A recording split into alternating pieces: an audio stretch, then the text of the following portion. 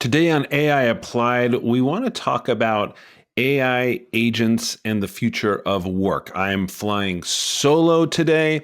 It's just me. So if you are here for the sound of Jaden's voice, you are going to be sorely disappointed, my friends. But let's jump into it because this is what's so interesting to me. Jensen Huang just recently had this phenomenal podcast, and I'm just going to share my screen here because I want to show you this article. And what he's talking about is that he wants Nvidia, which is the massive company that he has, which is one of the really foundational companies for creating AI and chips and everything else. He wants it to be not just a 50,000 employee company, but he wants to have 100 million AI assistants. In other words, AI agents. And why is that critical? Well, it's critical because AI agents and AI assistants are the hot thing, right? There's just tons of VC interest in them.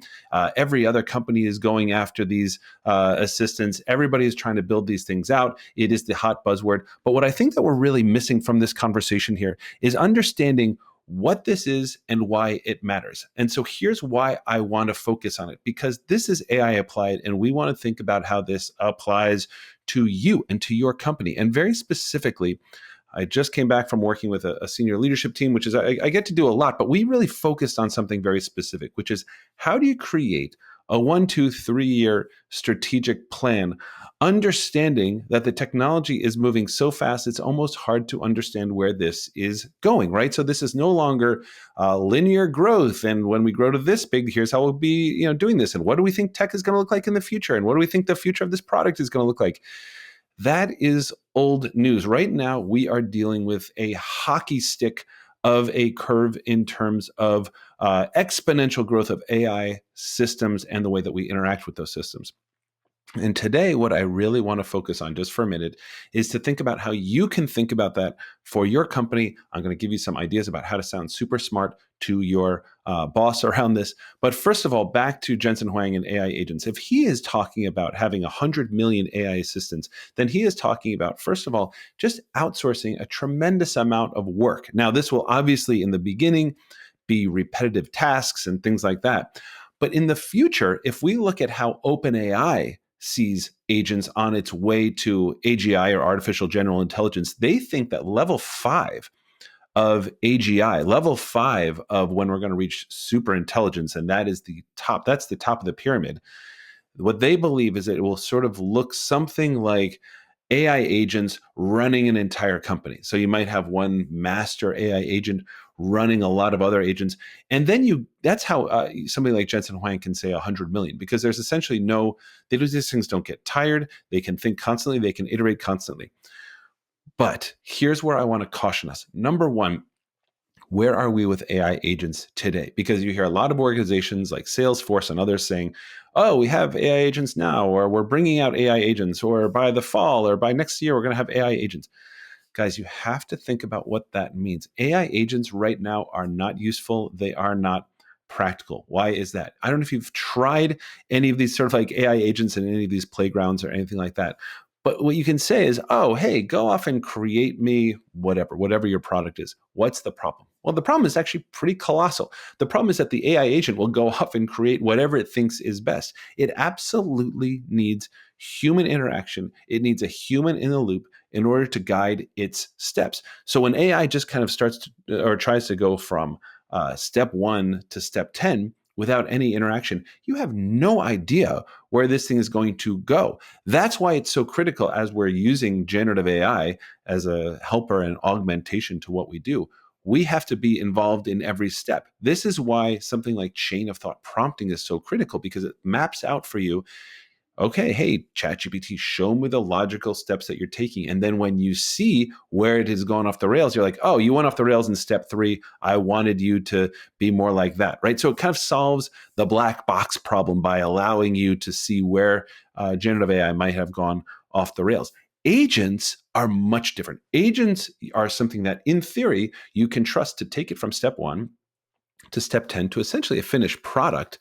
And you can trust that it understands your values, understands what you're trying to do as a product, understands your brand voice, understands all that sort of stuff that is going to essentially allow you to treat an AI agent as an employee. And we have even seen some of these slightly ridiculous stunts by companies saying, oh, well, now we have an employment contract with this AI agent. Guys, that is not where we are right now. But just because it's not where we are right now does not mean that you don't have to plan. Now, all of us in our work, if you work for basically any type of corporation and you are in any type of leadership role at all, you are going to have to do strategic planning. What is your company or your department or your product or whatever going to look like in 1 year, 2 years, and 3 years? Now, I urge you to think back about a year and a half ago to where we were and what we thought was possible. I also urge you that when we think about something like, when we try to get a sense of how fast this technology is moving, consider that OpenAI has recently released O1, which is its new reasoning model, which they think is a big enough deal that they say we've taken another step up the pyramid. And there's only 5 steps in this pyramid. We've taken another step up the pyramid. But consider that the sort of the common knowledge essentially is that this was already in development and coming close to reality almost a year ago. This was the thing that triggered Sam Altman's firing, this new sort of reasoning model. So whatever is they're cooking up at OpenAI, at Google, at X, at Anthropic, those things are already in the works. They're already at Meta. They're already playing with them in the laboratory right now. So don't think of this as science fiction. This is here right now. Okay, so what does that mean for you? How can you walk into your boss's office? How can you walk into the next strategy meeting and sound smart about what AI agents are going to do? Well, number one, we have to think, how do we manage things now? This is what my big hot take on this.